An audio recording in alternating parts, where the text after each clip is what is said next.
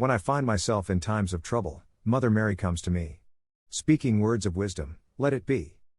5 out of the 7 times I have been legally dead I encountered my mother, Mary. What is so coincidentally strange about this is that all my life, since the very first time I heard Let It Be, I always shed a tear as soon as the first chord was played. I was 12 when I first met my mother. Then 10 years later I met her for the second time, only to lose her the next year via murder at the hands of her alcoholic knife-wielding boyfriend. As devastating as this was, my life was changed that day. The horrific reality of watching Mom lay in intensive care carved up like a suckling pig drove all the violence from my soul. The Creator's work in mysterious ways. It was then that I decided to change my lifestyle. A laying down of arms, so to speak. Looking back, I now know that this was the birth of the Lighthouse, Walking with Dan. Although, I was unaware of what was growing inside my twisted drug-damaged mind.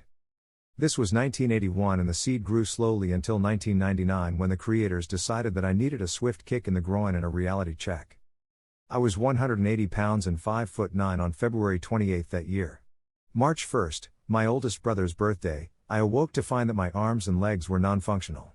March 5th I had 2 double cervical dissections, losing C2, C3 and C5 and C6 vertebra. I left the hospital 3 days later. The doctors were amazed that after 18 hours in surgery and only an hour in my room, I was up and walking.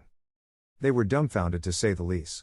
They used words like miracle, saying it was impossible for me to do so.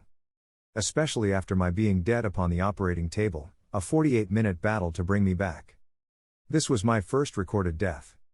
2 months later I weighed 140 pounds and was a mere 5'7", but I was walking. I remembered everything that happened in the OR, everything. Including my out-of-body experience. The standing in a white light gazing at 7 paths laid before me.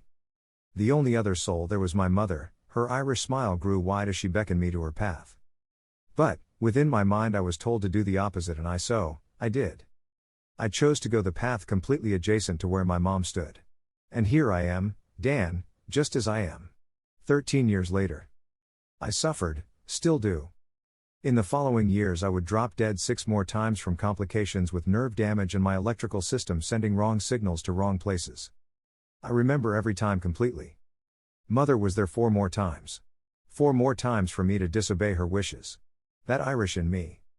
Was I disobeying or was it a test? I shall not ever know until such a time as I ascend to the higher plane and sit, share an Irish coffee and outright ask her.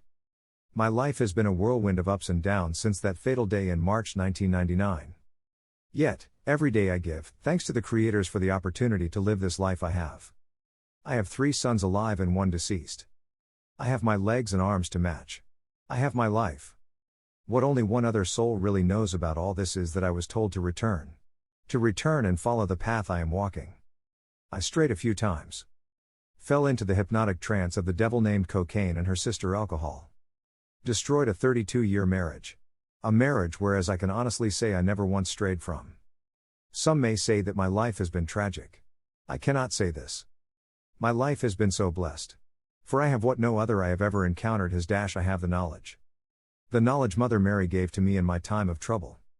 I shall follow this writing with a much more detailed description of my after-death experiences, but, for now I just wanted to acknowledge that in my time of trouble, Mother Mary came to me.